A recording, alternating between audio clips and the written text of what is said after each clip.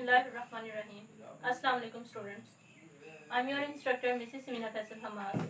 Students, this is our 6th lecture of unit number 1 and we are doing exercise 1.3. हमारा आज का जो topic है उसमें अगेन हमारे पास इक्वेशंस हैं that are not purely quadratic but that can be converted into quadratic form by doing some substitutions or by doing some replacement.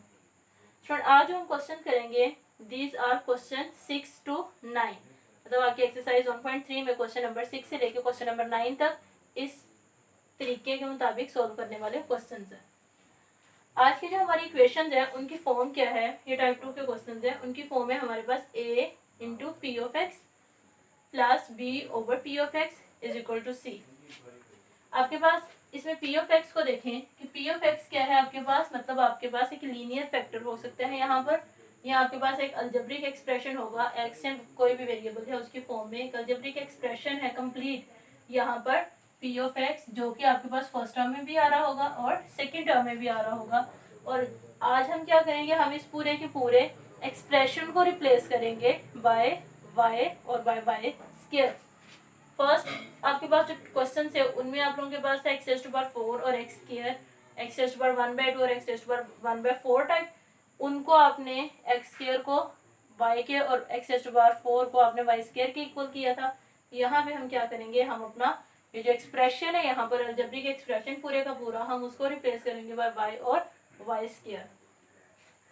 इसमें आपके पास है, देखिए हमारे पास क्वेश्चन एक्सरसाइज में क्वेश्चन नंबर 6, क्वेश्चन नंबर 6 है आपके पास 2x² plus 1 plus 3 over 2x² plus 1 equal to 4।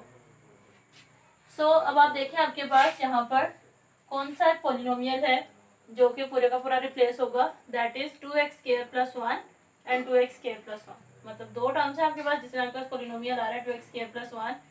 सो हम रिप्लेस करेंगे 2x² प्लस 1 को y के साथ। अगेन मेथड हमारा क्वेश्चन सॉल्व करने का क्या है कि first of all you will write down your question, then for solution you will write down the question as it is.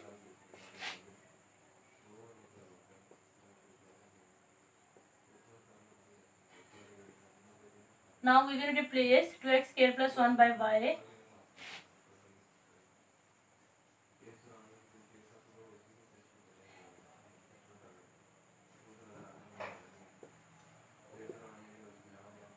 क्या बन जाएगा आपके पास y plus 3 over y is equal to 4। अब आप देखिए आपके पास जो क्वेश्चन है y plus 3 over y is equal to 4, still ये आपके पास क्वाड्रेटिक इक्वेशन की फॉर्म में नहीं लेके आया और हमें सॉल्व करने के लिए इसे पहले क्वाड्रेटिक फॉर्म में कन्वर्ट करना है। उसकी कन्वर्जन के लिए हम क्या करेंगे, अब देखिए आपके पास है एक ही डिनोमिनेटर यहाँ पर दैट इज y। अब इसी डिनोमिनेटर ऑब्वियसली अगर हम एलसीएम लेते हैं, इसका डिनोमिनेटर आपके पास 1 है, 4 का डिनोमिनेटर भी आपके पास 1 है, y और 1 का एलसीएम लें तो आपके पास आएगा 1 y, और y के साथ आप उसको रिप्लेस करने के लिए, खत्म करने के लिए, एलिमिनेट करने के लिए आप मल्टीप्लाई कर देंगे हर टर्म को बाय y। अब यहाँ पे लिखेंगे मल्टीप्लाइंग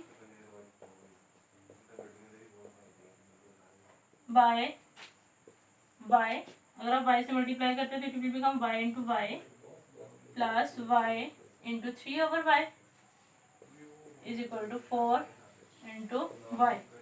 y इंटू वाई आपके पास आ जाएगा y square plus y will be cancelled by y and you will have here only 3 equal to 4 multiply y is 4y। अब आप देखिए आपके पास इक्वेशन इस तरह की बन गई जिसमें आपकी हाईएस्ट पार्ट जो है वो जा रही है 2 तक, मतलब आपकी इक्वेशन जो क्वाड्रेटिक हो चुकी हुई है, क्वाड्रेटिक बन गई है। क्वाड्रेटिक इक्वेशन को अगेन हम सोल्व करने के लिए क्या करेंगे, पहले इसे स्टैंडर्ड फॉर्म में लिखेंगे। स्टैंडर्ड फॉर्म आपके पास क्या है, a² ax² plus bx plus c is equal to 0, मतलब आपके पास पहले स्क्वायर पावर वेरिएबल होना चाहिए, देन आपके पास सिंगल पावर वेरिएबल वाली टर्म होनी चाहिए, दैट इज 4y। 4y को हम शिफ्ट करेंगे साइड में तो ये बन जाएगा -4y plus 3 equal to 0। Now student, your equation has been converted into quadratic form. अब आपके ऊपर डिपेंड करता है कि आप इसको सॉल्व करने के लिए कौन सा मेथड अप्लाई करते हैं। पहले भी बता चुकी हूँ कि आपके पास 3 मेथड्स हैं, फैक्टराइजेशन, कंप्लीटिंग स्क्वायर है, क्वाड्रेटिक फार्मूला कोई सा भी मेथड अप्लाई कर सकते हैं आप इसके ऊपर। हम यहाँ पर इसे बाय फैक्टराइजेशन जो है वो सोल्व कर लेते हैं। बाय फैक्टराइजेशन किस तरह से है कि आप 3 को मल्टीप्लाई करेंगे by the coefficient of square power variable. Square power variable हमारे पास वाई स्केयर है, कोई कोफिशिएंट नहीं, mean there is 1 as a coefficient. 1 को 3 से मल्टीप्लाई करें तो आपके पास आता है 3। इसके फैक्टर्स देखिए, 1 multiply by 3 is equal to 3। और अगेन हमारे पास 3 एक प्राइम नंबर है और 3 का जस्ट एक ही ये पेयर बनता है हमारे पास, 3 1 ज़ा 3। और 3 और 1 को अगर आप ऐड कर लें तो आपके पास 4 भी बन रहा है, आसानी से फैक्टराइज हो सकता है। सो हमने इसे किया y square -3y -y plus 3 equal to 0। Again बता दूं आपको, 3 को आपने 1 के साथ मल्टीप्लाई किया, आपके पास आया 3। और 3 और 1 को ही अगर हम लोग ऐड कर ले तो आपके पास बन जाता है 4। यहाँ पे दरम्यान में नेगेटिव साइन होने का मतलब ये है कि जब हम दो फैक्टर नेक्स्ट बना रहे हैं उन दोनों के साथ नेगेटिव साइन आएगा। और नेक्स्ट आपके पास इस तरह से है कि जब आप इसे फैक्टराइज कर लेते हो, आपने ये कंफर्म करना है कि आपके साइन जो है वो ठीक है या नहीं। तो आप देखें, जब आपके पास ये 4 टर्म्स बनती हैं, इसको पार्ट्स में कन्वर्ट करने के बाद इसमें 2 टर्म पॉजिटिव और 2 टर्म नेगेटिव आएंगी। कभी भी इस तरह से नहीं हो सकता कि अगर 3 पॉजिटिव टर्म्स आ जाए और एक नेगेटिव आ जाए, या 3 नेगेटिव आ जाए और एक पॉजिटिव आ जाए। सो अब अगेन हमारे पास, हम इन 2 पेयर्स में से कॉमन लेंगे। फर्स्ट वाले में देखें आपके पास सिर्फ y कॉमन है, आपने y कॉमन लिया, बाकी रह गया आपके पास y -3 -y प्लस 3 है। वैल्यूज एग्जैक्टली वही है लेकिन साइन डिफरेंट है, तो मतलब हम -1 कॉमन लेंगे। ये आपके पास आ जाएगा y -3 इक्वल टू 0।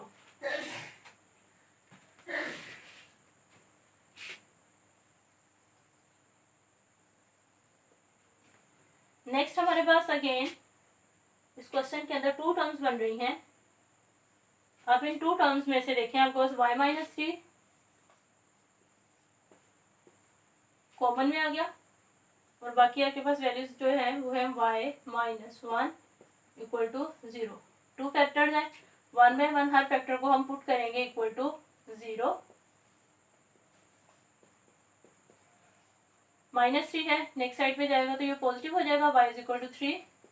-1 है, ये भी नेक्स्ट साइड पे गया तो ये पॉजिटिव होगा, ये बन गया y इज इक्वल टू 1।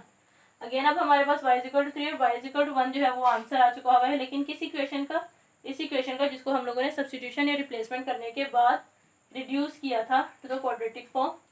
अब हम अगेन अपनी सब्स्टिट्यूशन करेंगे, जो ओरिजिनल इक्वेशन थी या ओरिजिनल एक्सप्रेशन की फॉर्म में, वेरिएबल की फॉर्म में,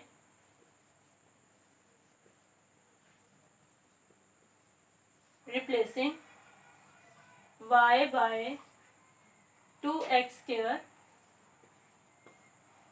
प्लस 1। तो ये आपके पास आ गया 2x square plus 1 is equal to 3।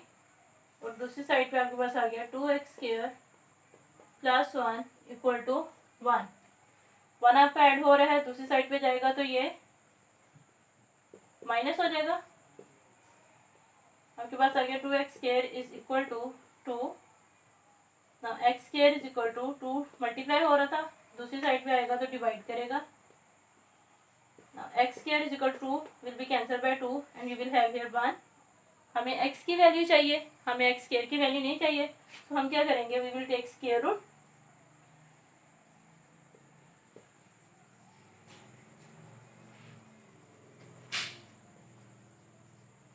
Square root लेंगे,